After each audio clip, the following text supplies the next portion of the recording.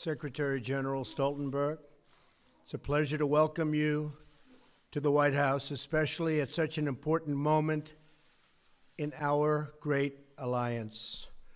I also want to acknowledge the great work being done by our Secretary of State, Rex Tillerson, to strengthen the NATO alliance, as well as the Secretary's trip to Moscow to promote the security interests of the United States and its allies. He did a terrific job. Just watch parts of it. He did an absolutely terrific job. 68 years ago this month, not far from where we are gathered today, President Harry Truman spoke at the signing of the North Atlantic Treaty.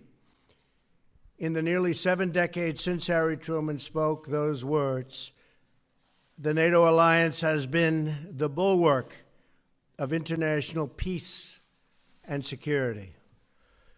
NATO allies defeated communism and liberated the captive nations of the Cold War. They secured the longest period of unbroken peace that Europe has ever known.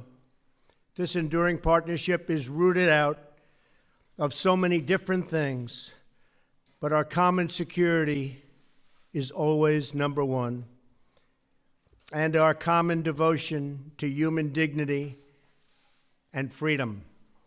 Since 1949, the NATO member states have more than doubled, increasing from 12 to 28.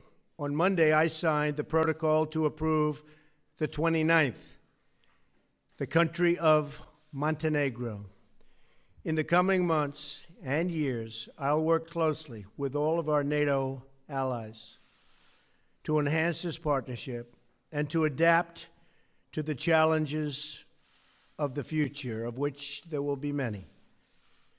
This includes upgrading NATO to focus on today's most pressing security and all of its challenges, including migration and terrorism.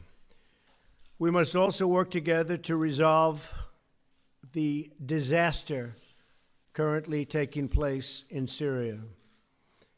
We are grateful for the support of NATO members and partners in their condemnation of Assad's murderous attack using the most horrible weapons. The vicious slaughter of innocent civilians with chemical weapons, including the barbaric killing of small and helpless children and babies, must be forcefully rejected by any nation that values human life. It is time to end this brutal civil war, defeat terrorists, and allow refugees to return home.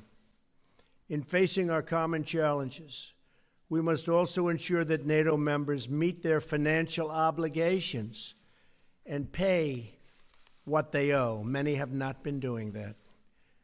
The Secretary General and I agree that other member nations must satisfy their responsibility to contribute 2% of GDP to defense. If other countries pay their fair share instead of relying on the United States to make up the difference, we will all be much more secure, and our partnership will be made that much stronger. The Secretary General and I had a productive discussion about what more NATO can do in the fight against terrorism. I complained about that a long time ago, and they made a change, and now they do fight terrorism. I said it was obsolete. It's no longer obsolete. It's my hope that NATO will take on an increased role in supporting our Iraqi partners in their battle against ISIS. I'm also sending General McMaster to Afghanistan to find out how we can make progress alongside our Afghan partners and NATO allies. Every generation has strived to adopt the NATO alliance to meet the challenges of their times. And on my visit to Brussels this spring, which I look very much forward to, we will work together to do the same. We must not be trapped by the tired thinking that so many have, but apply new solutions to face new circumstances, and that's all throughout the world. We're not here to stand on ceremony, but to develop real strategies to achieve safety, security, and peace. We're here to protect the freedom and prosperity of our citizens and to give them the future they so richly deserve. Secretary General, I'm honored to have you here today and to reaffirm our commitment to this alliance and to the enduring values that we proudly, and I mean very proudly, share. Thank you very much. Thank you for being here. Thank you. Thank you so much, Mr. President. We just had an excellent and very productive meeting, and it's really an honor to meet you for the first time here in the White House. We agree that NATO is a bedrock of security, both for Europe and for the United States. 2 world wars and a Cold War have taught us all that peace in Europe is not only important for Europeans, but is also important for the prosperity and the security of North America. So a strong NATO is good for Europe, but the strong NATO is also good for the United States. And therefore I welcome the very strong commitment of the United States to the security of Europe. We see this commitment not only in words, but also in deeds. Over the past months, thousands of US troops have been deploying to Europe, a clear demonstration that America stands with allies to protect peace and defend our freedom. And yesterday, you announced the completion of the ratification of Montenegro's membership in NATO, another expression of your strong commitment to Europe and to the transatlantic bond, and we thank you for that. In a more dangerous and more unpredictable world, it is important to have friends and allies. And in NATO, America has the best friends and the best allies in the world. Together, we represent half of the world's economic and military power. No other superpower has ever had such a strategic advantage. This makes the United States stronger and safer. We saw that after the 9/11 attacks on the United States.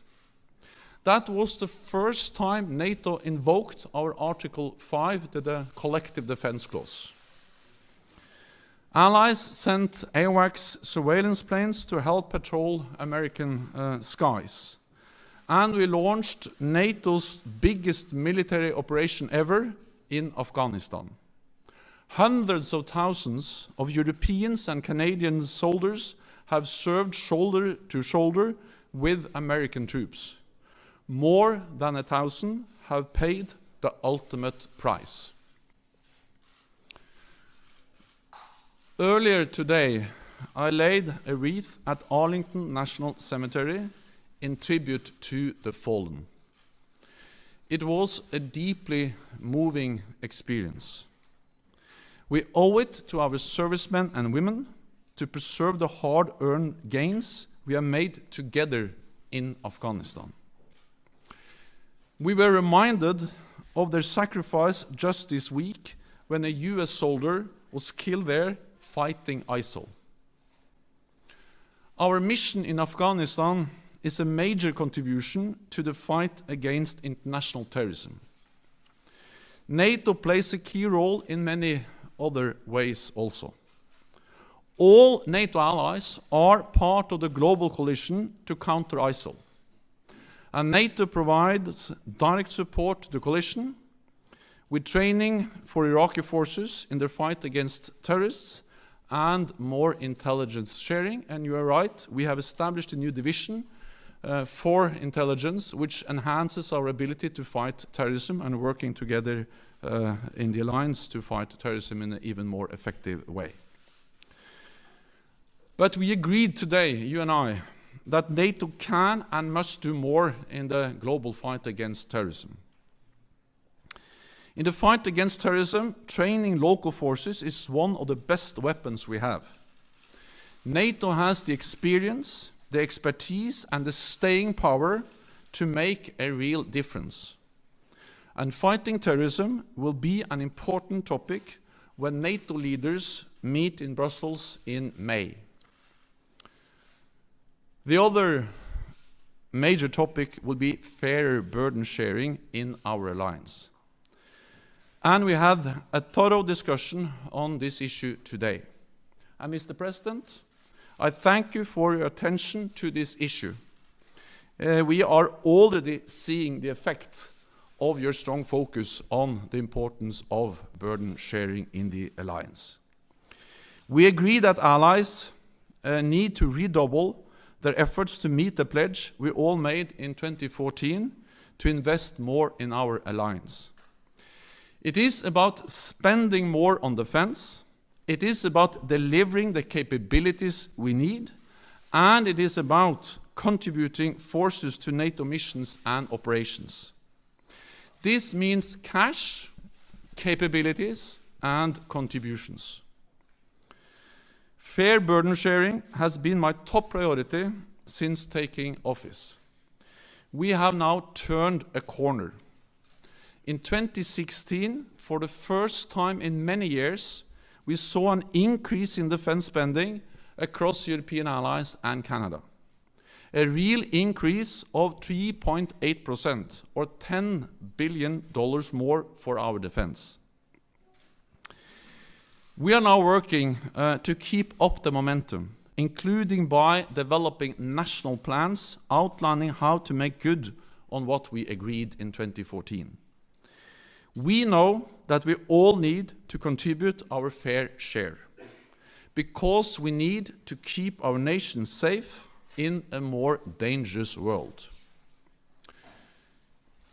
We discussed many different topics during our meeting today, including the horrendous use of chemical weapons in Syria. Any use of chemical weapons is unacceptable, cannot go unanswered, and those responsible must be held accountable. So, Mr. President, thank you once again. I look forward to working with you to keeping the alliance strong, and I look forward to welcoming you to Brussels in May, when heads of state and government in the alliance meet there to address the challenges and the need to continue to adapt the alliance to a more challenging security environment, and to respond both to the need for fair burden sharing and stepping up our efforts to fight international terrorism. So thank you once again. Thank you very much. Great. Thank you. So we'll have a couple of questions. Jeff Mason. Thank you. Thank you, Mr. President. I'd like to ask you about two topics, if I may. First, has your view of Vladimir Putin changed after what's happened in Syria? And what is the United States prepared to do if he continues to support Assad? And on a separate question, have you made a deal after your chat last night with the president of China about China helping to rein in North Korea? And is that one reason you've decided not to label Beijing a currency manipulator? Well, I'll be speaking to, yeah. Do you want to go ahead? Go ahead. May I? For the Secretary General, do you believe NATO should continue to bolster its presence along the alliance's eastern border? And are you confident that you have President Trump and the United States support for that? Thank you. I'll be speaking with Rex Tillerson in a little while, calling in. I think he had a very successful meeting in Russia. We'll see. We'll see the end result, which will be in a long period of time, perhaps. But the end result is what's most important, not just talk. And I think that based on everything I'm hearing, things went pretty well, maybe better than anticipated. It would be wonderful, as we were discussing just a little while ago, if NATO and our country could get along with Russia. Right now, we're not getting along with Russia at all. We may be at an all-time low in terms of relationship with Russia. This is built for a long period of time. But we're going to see what happens. Putin is the leader of Russia. Russia's a strong country. We're a very, very strong country. We're going to see how that all works out. Last night, separately, I spoke with a man that I've gotten to know. I don't know Putin, but I do know this gentleman. I've spent a lot of time with him over the last 2 days, and he is the president of China. You were there, most of you were there, and it was quite an interesting period of time. President Xi wants to do the right thing. We had a very good bonding. I think we had a very good chemistry together. I think he wants to help us with North Korea. We talk trade, we talk a lot of things, and I said the way you're going to make a good trade deal is to help us with North Korea. Otherwise, we're just going to go it alone. That'll be all right, too. But going it alone means going it with lots of other nations. But I was very impressed with President Xi, and I think he means well, and I think he wants to help. We'll see whether or not he does. Do you feel like you have a deal with him? And if I could just, do you feel like you have a deal with him in terms of the currency manipulation designation? And have your views changed on Putin? We're going to see. We're going to see about that. And I'll also see about Putin over a period of time. It'd be a fantastic thing if we got along with Putin and if we got along with Russia. And that could happen, and it may not happen. It may be just the opposite. I can only tell you what I would like to do. I would love to be able to get along with everybody. Right now, the world is a mess.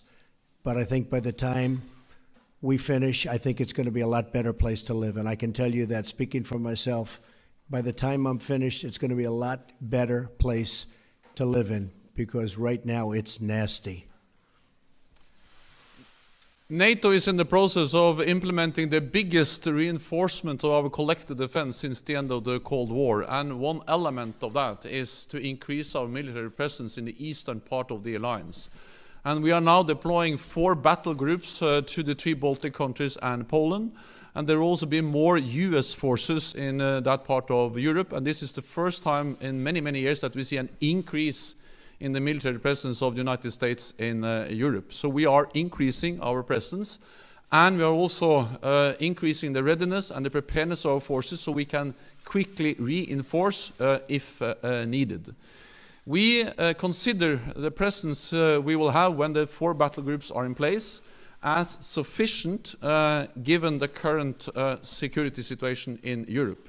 But of course we will assess the situation and follow the developments very closely. The message from NATO is that what we do is proportionate, it is defensive, and we don't want a new Cold War, we don't want a new arms race. And actually we strongly believe that there is no contradiction between a strong NATO, a credible deterrence and defense, and political dialogue with Russia. I actually believe that the precondition for a political dialogue with Russia is that we are strong and that we are united. But based on that, we can talk to Russia because Russia is our neighbor, Russia is there to stay.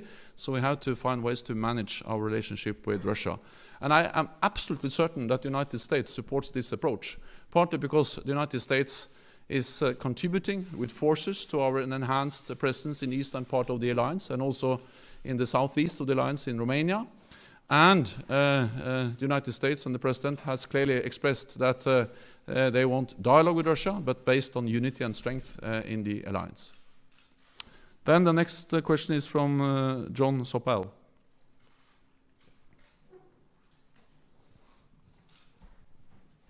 Thank you very much. Secretary General, how long do you think it will take you to persuade the other European countries to burden share? And what are you going to do to persuade them? Mr. President, could I ask you, do you think it's... I'm here to help. And Mr. President, do you think it's conceivable, what's your instinct, was it possible that Syrian forces could have launched that attack in Idlib last week without the Russians knowing? And have you been disappointed, surprised by Vladimir Putin's reaction since then? Thank you very much. I think it's certainly possible. I think it's probably unlikely. And I know they're doing investigations into that right now. I would like to think that they didn't know, but certainly they could have. They were there.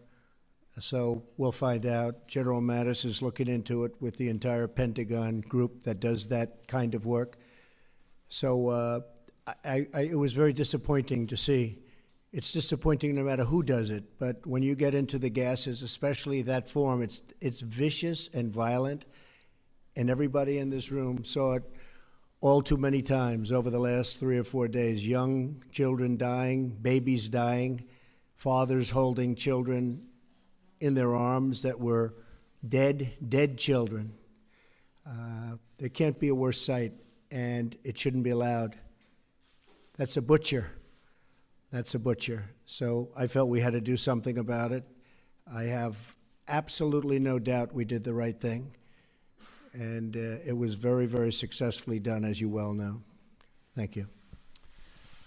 On defense spending and burden sharing, that has been my top priority. I have raised it in all my meetings, in all capitals I have visited with prime ministers, presidents, minister of finance, and of course also defense and foreign ministers.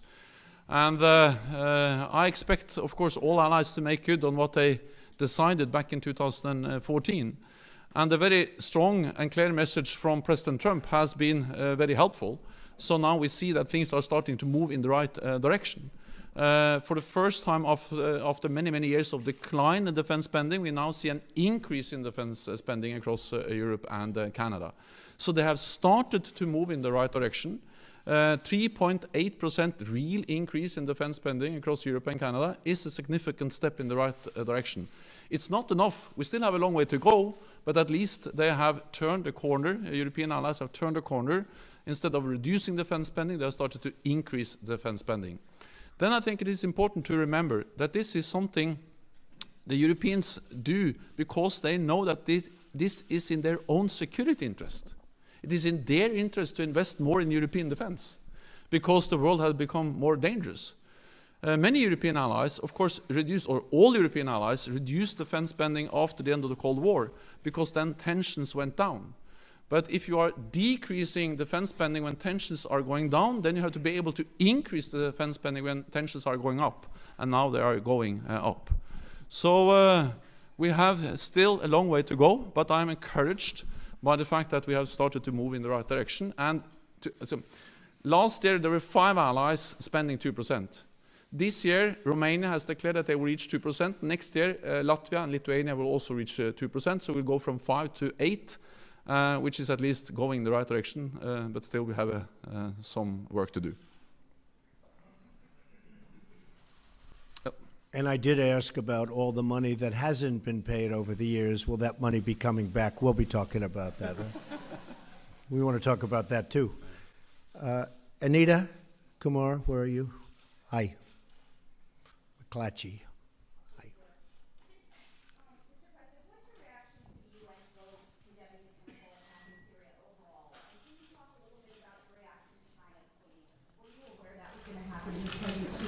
About that, give you a heads up, and how does that affect your relationship? We did talk last night. I think it's wonderful that they abstained. As you know, very few people expected that. No, I was not surprised that China did abstain. Very, very few people thought that that was going to happen. So we're honored by the vote. That's the vote that should have taken place. Secretary General, you talked a little bit about Moscow, about Russia. How do you counter their aggression in general? They've been interfering in recent democratic elections. How do you counter Moscow's power? The most important thing is to have a strong alliance, to stay united and be firm and predictable in our approach to Russia. And that means that we have to invest in our collective defense. That's exactly what we are doing. Deploy more troops in the eastern part of the alliance, increase the readiness of our forces, and increase defense spending. And I welcome the very strong message from President Trump on the importance of increased defense spending. We have started to do this, so we are implementing the biggest reinforcement of our collective defense since the end of the Cold War, providing credible deterrence. But at the same time, we have to find ways to engage with Russia, to talk with Russia. Because Russia will not go away. Russia will be our biggest neighbor. And we have to find ways to live with them and to try to avoid a new Cold War, a new arms race. And that's exactly why I am very much in favor of what we call the dual-track approach to Russia. And as a former Norwegian politician, I have the experience to work with Russians because Norway is bordering Russia. And Norway was able, even during the Cold War, to develop, I would call it a pragmatic working relationship with Russia. Cooperating with them on energy, on border issues, on environment, on fishery, and also in military affairs. And that was not despite our membership in NATO, but it was because of our membership in NATO. Because NATO provided the strength, the predictability, the platform for a small country to have a political dialogue with Russia. So I strongly believe that the only way to deter Russia is to be strong, but the only way to avoid a new Cold War, avoid a new arms race, and avoid increasing tensions is to continue to engage Russia in a political dialogue and to make sure that what we do is defensive and proportionate in response to a more assertive Russia. Okay. Then I give the floor to Tove Bjørgaas.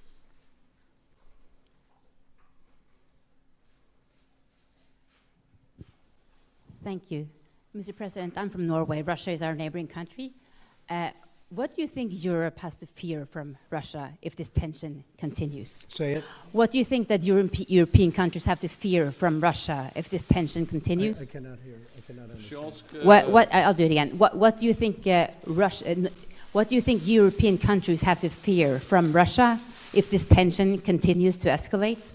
And for you, Mr. Secretary General, the President has said that the attack in Syria last week was warranted, and it was also an attack on US allies. Do you think that this attack was warranted, and do you see NATO playing any supporting role in future actions in Syria?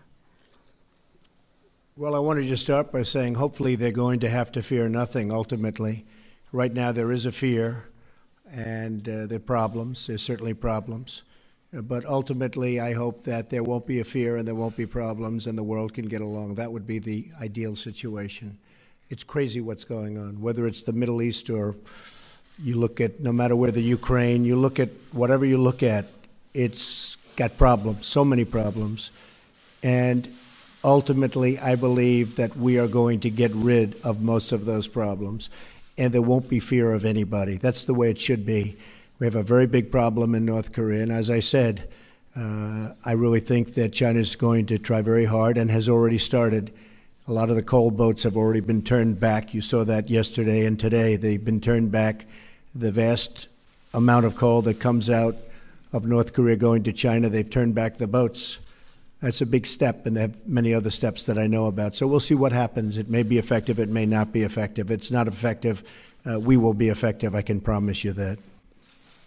Thank you. NATO has constantly condemned the use of chemical weapons in Syria, and the use of chemical weapons is horrendous, and it's a clear violation of international law. And any use of chemical weapons is unacceptable and cannot go unanswered. So those responsible must be held accountable. The strike against the airbase in Syria was a US operation based on US intelligence, but you have seen that within the alliance this has been something which has been met with a lot of understanding, because NATO allies do not accept that chemical weapons are used. And therefore we also strongly support the efforts of the Fact-Finding Commission to try to find out actually what happened and to make sure that we don't see any use of chemical weapons in the future. Okay. Thank you very much. Thank you.